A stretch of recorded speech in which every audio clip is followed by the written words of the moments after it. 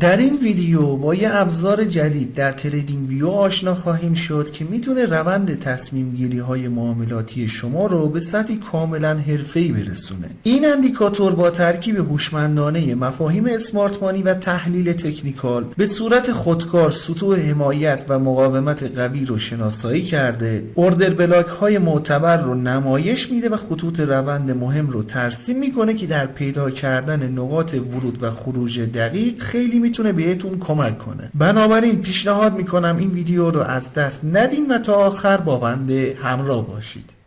سلام، من علیرضا هستم و اینجا کانال گلدن تریدینگ سیستم. خیلی خوش اومدین به یه ویدیو دیگه از سری آموزش اندیکاتور و استراتژی های معاملاتی تریدینگ ویو. در دنیای معامله گری شناسایی حرکات اسمارت مانی و مناطق کلیدی بازار یکی از مهمترین مهارت ها برای موفقیت هست. اندیکاتوری که در تصویر مشاهده میکنید یه ابزار پیشرفته هست که با الهام گرفتن از دیدگاه های تحلیلی یکی از اینفلوئنسرهای محبوب دنیای ارزهای دیجیتال دونالد طراحی شده. این اندیکاتور برای معامله‌گرانی که به دنبال تحلیل‌های پیشرفته‌تر هستند و میخوان با شناسایی حرکات اسمارت مانی و مناطق کلیدی بازار استراتژی‌های خود را تقویت کنند ایدئال هست. اولین جزء اندیکاتور این خطوط افقی هستند که به رنگ‌های سبز و قرمز نمایش داده میشن. اندیکاتور به صورت خودکار نقاط کلیدی که در اون تغییر روند بازار با حجم معاملاتی قابل توجهی انجام شده باشه رو شناسایی و مناطق حمایتی رو با رنگ سبز و مناطق مقاومتی رو با رنگ قرمز نمایش میده. جزء بعدی اوردر بلاک هایی هستند که به صورت مناطقی با رنگ های سبز و قرمز نمایش داده میشن. اندیکاتور مناطق قیمتی که قبل از حرکت های بزرگ شکل میگیرند رو شناسایی و مشخص میکنه.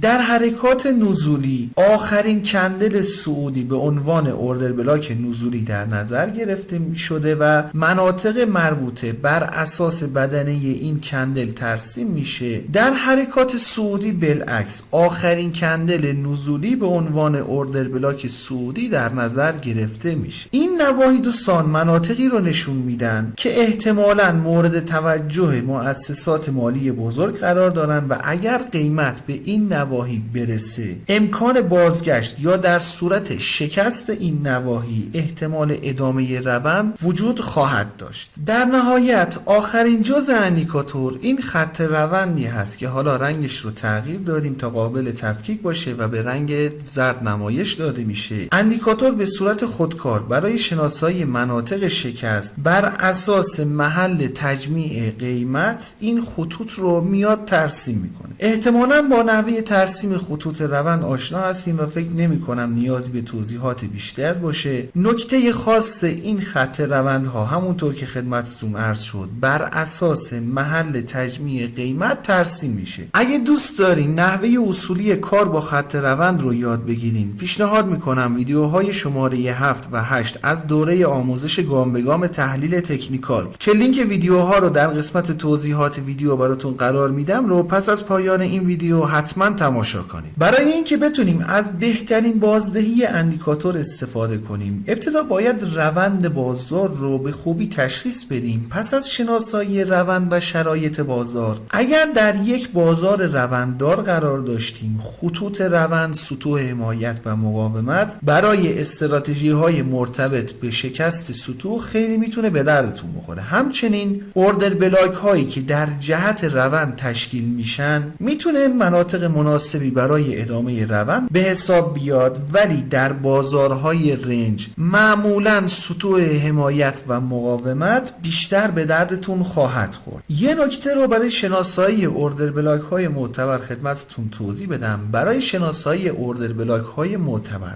دو تا فاکتور رو در نظر بگیرین میتونید بهترین اوردر بلاک ها رو تعیین و ازش استفاده کنید. اول اینکه حرکت بعد از شناسایی اوردر بلاک رو بررسی کنید که یه حرکت با مومنتوم و به صورت شارپ باشه. دوم، اگه این حرکت باعث شکست یه دره یا قله قیمتی یا یه سطح حمایتی یا مقاومتی مهم شده، اون اوردر بلاک اهمیت بالایی رو خواهد داشت. حالا این دو اوردر بلاک رو با هم بررسی و امتیازدهیشون کنیم. اوردر بلاک سعودی حرکت بعد از شناسایی اوردر بلاک با مومنتوم و به صورت شارپ بوده. اوردر بلاک نزولی هم دقیقاً به همین شکل. اوردر بلاک نزولی اگه دقت کنید حرکت بعدیش رو بخوایم در نظر بگیریم باعث شکست 1 2 و حالا احتمالاً چند دره گذشته شده. اوردر بلاک سعودی باعث شکستن فقط یه قله شده و بعدش دوباره قیمت در این قله مقاومتی متوقف شده. بنابراین بخوایم امتیازدهی کنیم این اوردر بلاک نزولی درجه اهمیت و اعتبارش بیشتر از این اوردر بلاک سعودی هست. البته این اوردر بلاک سعودی هم مناسبه، ولی گاهی اوقات مشاهده میشه که یه اوردر بلاک بر روی چارت ترسیم شده ولی حرکت بعدش یه حرکت با مومنتوم قوی نیست یا اینکه نتونسته یه دره یا قله معتبری رو رد کنه. به همین علت اون اوردر بلاک نمیتونه اوردر بلاک معتبری براتون باشه. بنابراین به این نکات دقت کنید و فراموش نشه.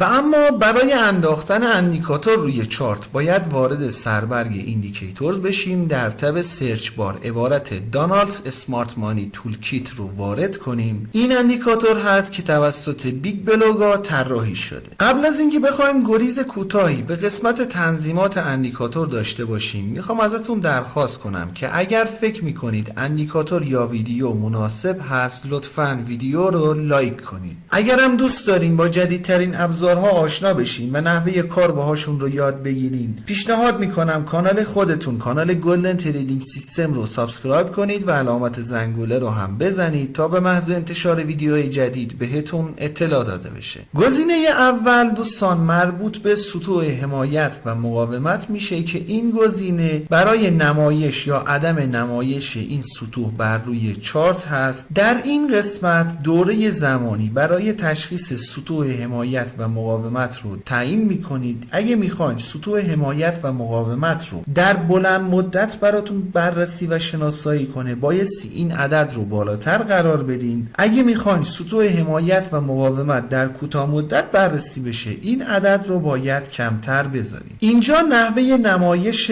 خطوط رو تعیین میکنید که به صورت ممتد باشه یا به صورت خطچین. این قسمت هم دیگه مشخصه برای تعیین رنگ خطوط در نظر گرفته میشه. گزینه بعدی برای نمایش یا عدم نمایش اوردر بلاک ها هست و اگر تیک این گزینه فعال باشه میتونید در این قسمت رنگ اوردر بلاک ها رو تنظیم کنید. و در نهایت این قسمت مربوط به تنظیمات خطوط روند هست که اینجا مشخص میکنید خطوط روند رو بهتون نمایش بده یا نه. باز دوره ای که برای شناسایی سطوح تجمیع و در نهایت منجر به ترسیم خطوط روند میشه رو در این قسمت مشخص میکنید. مجدد عدد بالاتری قرار داده بشه، سطوح رو در بازه زمانی بالاتری بررسی و شناسایی میکنه. در نتیجه خطوطی هم که ترسیم میشه در بلند مدت خواهند بود. عدد کمتری قرار داده بشه، کوچکترین نوسانات بازار رو در نظر میگیره و خطوط روند رو در کوتاه مدت بررسی و ترسیم میکنه. در نهایت این گزینه برای امتداد خطوط روند به سمت جلو هست که به صورت پیش‌فرض بر روی عدد 10 قرار داده شده. حالا پس از شناسایی دو ناحیه